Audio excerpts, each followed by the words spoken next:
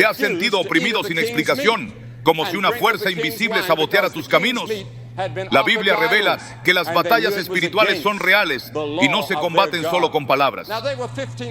En Tequín Reyes 2:21, el profeta Eliseo echó sal en el agua y dijo: así dice el Señor, yo he sanado estas aguas. Y desde entonces no hubo más muerte ni esterilidad allí. Este acto no fue simbólico, fue una demostración de cómo ciertos elementos pueden ser consagrados para romper maldiciones reales. Hoy exploraremos las 7 bebidas sagradas que han sido usadas con poder espiritual para deshacer ataques de brujería. Revelaremos los pasos para identificar cuándo estás bajo una opresión espiritual y cómo estos líquidos pueden ser usados como instrumentos de liberación. ¿Estás listo para entender lo que Dios ha reservado para ti en esta guerra espiritual? ¿Alguna vez has sentido que algo invisible te agobia? Como si sin razón aparente todo se paralizara a tu alrededor. Los planes no avanzan, los pensamientos se vuelven confusos y una pesada sombra parece acompañarte incluso en los momentos de mayor luz. Para muchos, estos no son solo estados emocionales, sino manifestaciones de una guerra espiritual silenciosa. Una guerra que no se ve con los ojos, pero que se libra en lo profundo del alma. Y lo más sorprendente es que en medio de este combate, Dios ha dejado herramientas específicas, a veces tan simples como una bebida. Sí, lo que bebes puede tener un propósito más elevado de lo que imaginas.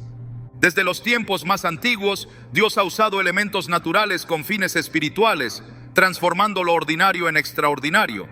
Uno de los ejemplos más poderosos lo encontramos en el segundo libro de los Reyes, cuando el profeta Eliseo llega a una ciudad cuyas aguas estaban causando esterilidad y muerte. En 2 Reyes 2:21 leemos: él salió al manantial, echó sal en el agua y dijo: así dice el Señor, yo he sanado estas aguas, ya no causarán muerte ni esterilidad.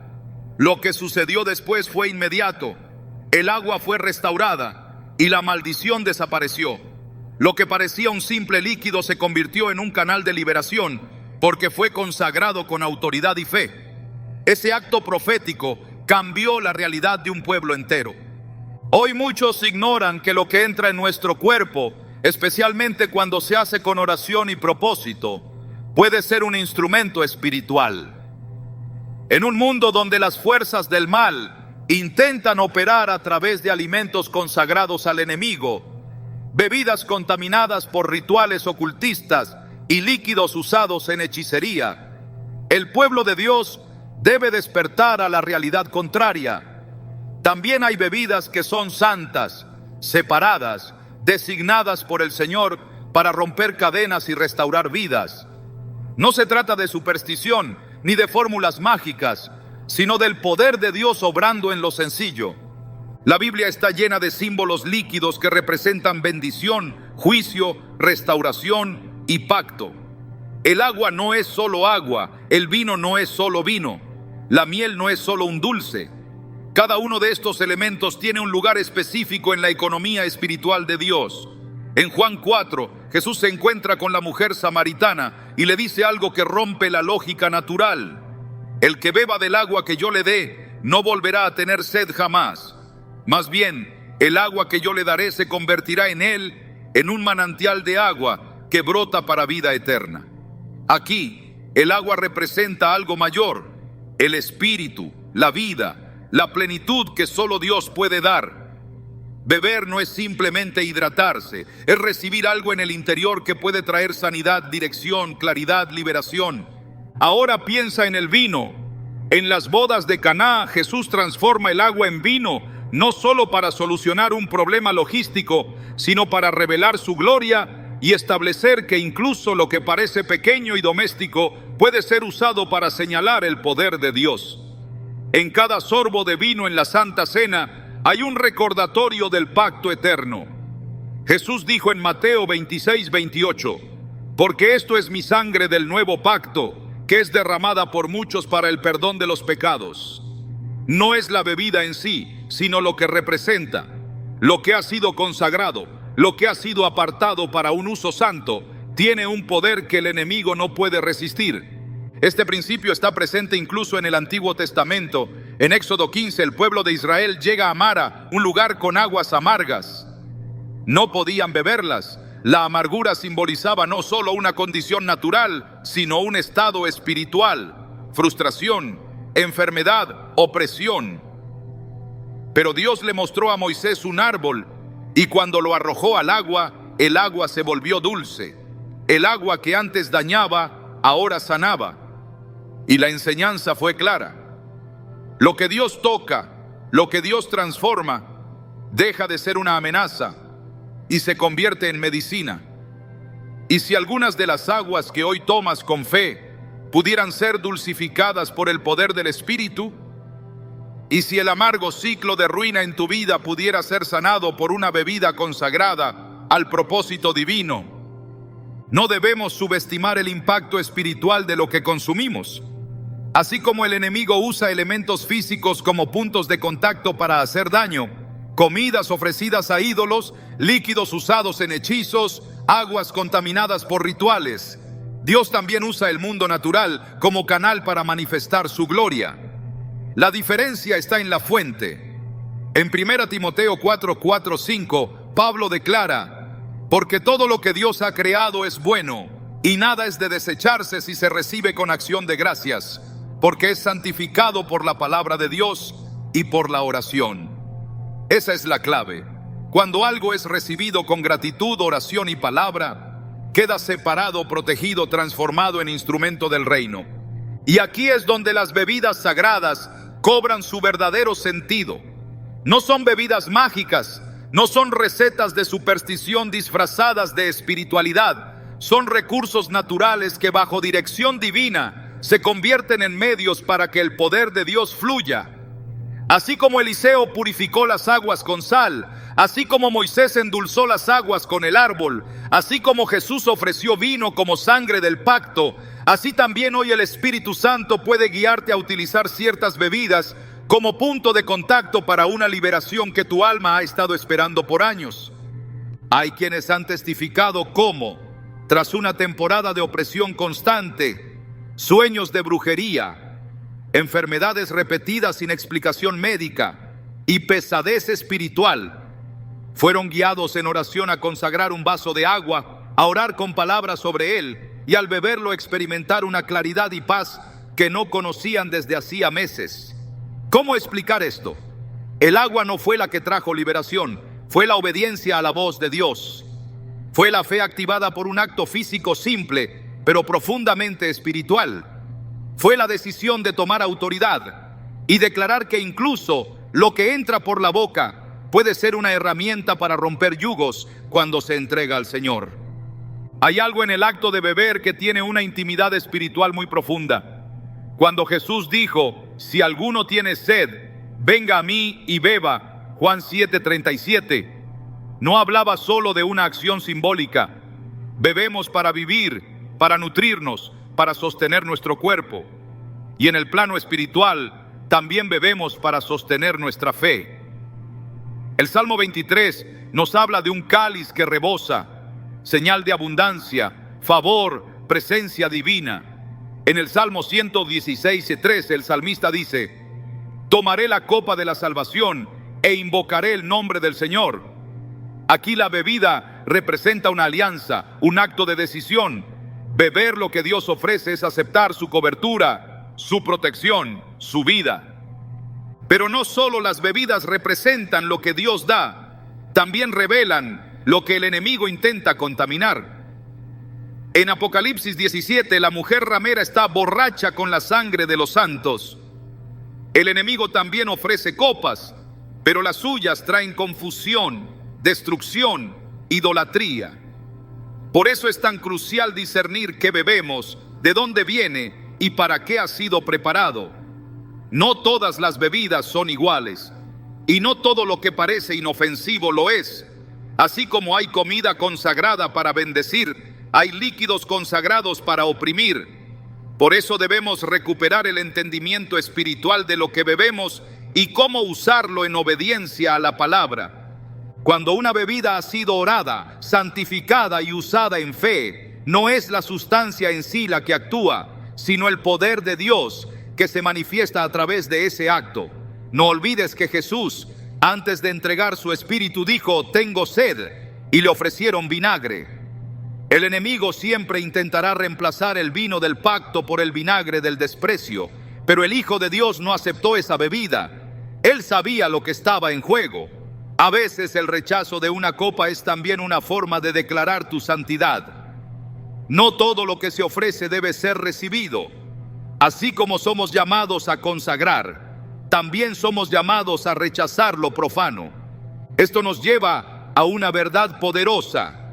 Hay bebidas que el cielo aprueba, bebidas que, al ser separadas en oración, pueden deshacer las obras del enemigo.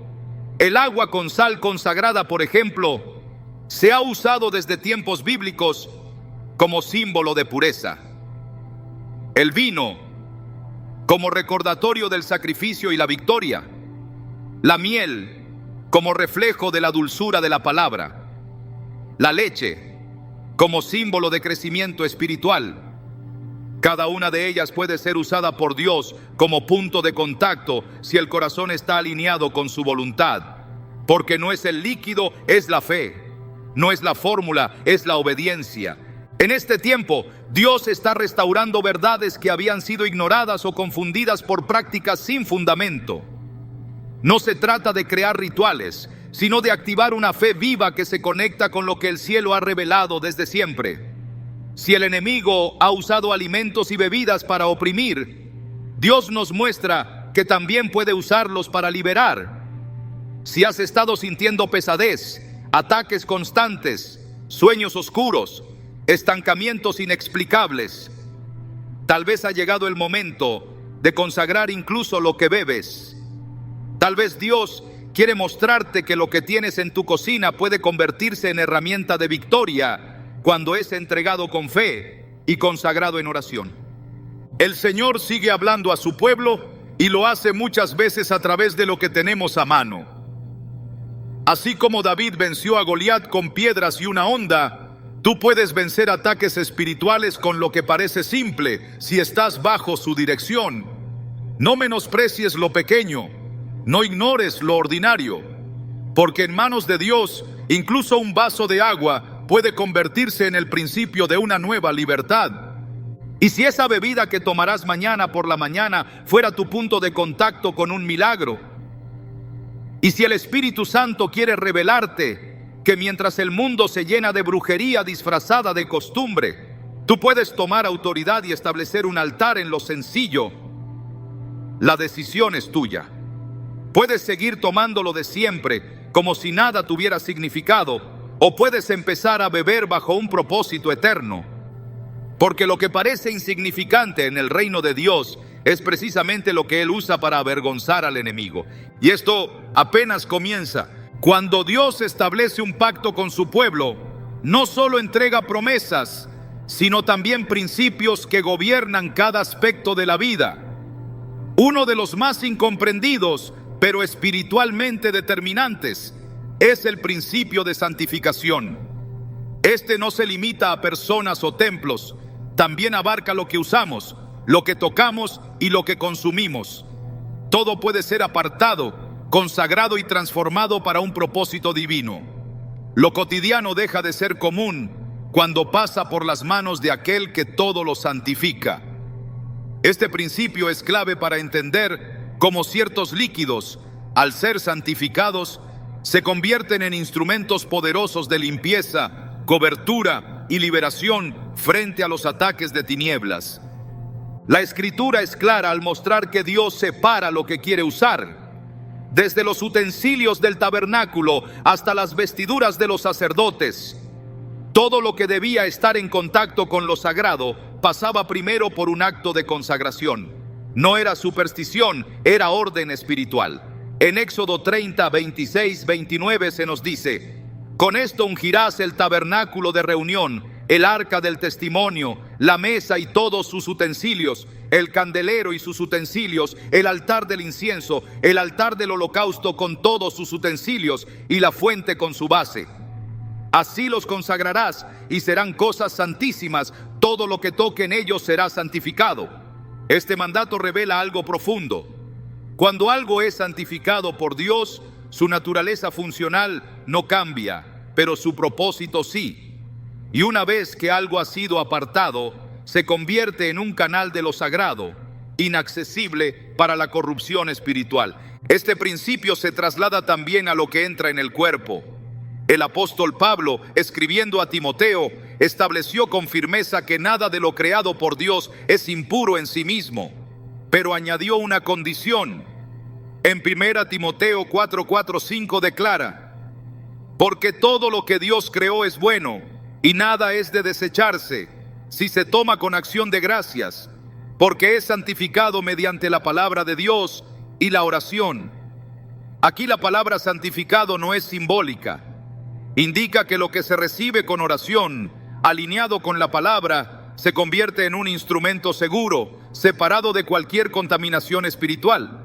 Esta afirmación es esencial para comprender que incluso algo tan básico como una bebida puede ser apartado con autoridad espiritual y usado como herramienta en la batalla invisible contra las tinieblas. Dios no santifica lo impuro por descuido, sino lo consagra por medio de una intervención directa. La acción de santificar no es una declaración humana, es una cooperación con la voluntad de Dios. En Levítico 11:44 el Señor dice: yo soy el Señor vuestro Dios. Por tanto, santificaos y sed santos, porque yo soy santo. Esta santidad incluye no solo el corazón, sino todo lo que entra y sale del cuerpo. El acto de consagrar una bebida implica reconocer que esa sustancia, aunque natural, puede ser cargada de propósito espiritual cuando se invoca sobre ella la autoridad del nombre de Cristo y se declara su uso bajo el gobierno del Espíritu Santo. En el Antiguo Testamento, el uso de elementos físicos para actos espirituales era común, pero siempre con la condición de haber sido separados previamente. El aceite, por ejemplo, no era aplicado sin haber sido preparado conforme a las instrucciones divinas. En Éxodo 30, 31, 32, el Señor advierte: este será el aceite de la unción santa para mí por vuestras generaciones. Sobre carne de hombre no se derramará, ni haréis otro semejante, conforme a su composición. Santo es, y por santo lo tendréis vosotros. Esta rigurosidad revela que la santificación no es una costumbre cultural, sino una realidad espiritual que no debe tomarse a la ligera. Lo que ha sido consagrado no puede ser tratado como profano, y lo que ha sido apartado para bendecir no puede ser usado sin reverencia. Las bebidas que se usan en contextos de oración o guerra espiritual deben pasar por este mismo proceso de santificación, no por tradición, sino por obediencia. Lo que se consagra es entregado a la voluntad de Dios y queda bajo su propiedad. El enemigo no puede operar donde Dios ha puesto su sello. Esto queda claro en Números 19, donde se ordena que el agua de purificación, utilizada para limpiar a los impuros, fuera mezclada con ceniza de una novilla roja sacrificada sin defecto. Este procedimiento, aunque complejo, reflejaba un principio clave. El agua, por sí sola, no tenía poder purificador. Era el acto de haber sido consagrada conforme a las instrucciones divinas lo que la hacía efectiva espiritualmente. La pureza no dependía del líquido, sino del mandato detrás de su uso. Este patrón se repite a lo largo de toda la Biblia. Dios nunca separa lo espiritual de lo físico. En su diseño, todo está interconectado. El pan que se presenta en la mesa del Señor es pan natural, pero una vez bendecido, se convierte en símbolo del cuerpo de Cristo. El vino, al ser orado y presentado en el contexto del pacto, se convierte en representación de la sangre del Redentor. En 1 Corintios 10, 16, Pablo escribe: la copa de bendición que bendecimos ¿no es la comunión de la sangre de Cristo? ¿El pan que partimos no es la comunión del cuerpo de Cristo? Esta pregunta retórica apunta a una verdad irrefutable. Cuando algo es bendecido, entra en comunión con una realidad celestial. No cambia su composición química, pero sí su posición espiritual. Lo mismo sucede con las bebidas usadas para romper maldiciones. Una infusión natural, un vaso de agua, un poco de miel diluida, pueden ser elevados a otra dimensión cuando son santificados por la palabra y la oración. El poder no reside en la sustancia, sino en el acto de someterla al gobierno del reino. En ese momento lo que era común se convierte en sagrado, y lo que era ordinario se vuelve arma contra las tinieblas. En Josué 6, Dios ordena al pueblo marchar alrededor de Jericó, no con armas convencionales, sino con el arca, trompetas y silencio. Al séptimo día, al sonar las trompetas, los muros cayeron. No fue una estrategia militar, fue un acto de obediencia.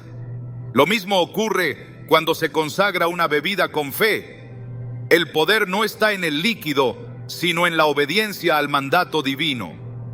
Y esta obediencia santifica lo que el mundo considera sin valor. Lo que entra por la boca puede convertirse en símbolo de autoridad espiritual cuando se presenta bajo la dirección de Dios. La santificación también actúa como protección. En Marcos 16:18, Jesús declara que los que creen en Él, si bebieren cosa mortífera, no les hará daño. Este versículo no autoriza a tomar riesgos innecesarios, sino que muestra que, cuando una vida está bajo cobertura divina, incluso lo que ha sido preparado para dañar no puede prosperar. Este principio refuerza que Dios no solo consagra lo que es bueno, sino que neutraliza lo que ha sido contaminado, cuando se invoca su nombre con fe y se camina en obediencia. El pueblo de Dios está llamado a discernir lo que toca, lo que consume y lo que introduce en su casa. En Deuteronomio 7:26 se advierte: no traerás cosa abominable a tu casa, para que no seas anatema como ella. La aborrecerás totalmente y la abominarás, porque es anatema. Esta palabra no habla solo de ídolos físicos, sino de todo lo que ha sido dedicado a prácticas contrarias a Dios. Así como hay objetos malditos, también hay alimentos y bebidas consagrados al mal. Por eso es esencial no solo bendecir lo que se ingiere, sino santificarlo intencionalmente, declarando una y otra vez para ser efectiva. Necesita ser creída, aceptada, abrazada en el interior. Y cuando esa promesa es la última palabra que escuchamos antes de dormir, se convierte en una orden divina que penetra lo más profundo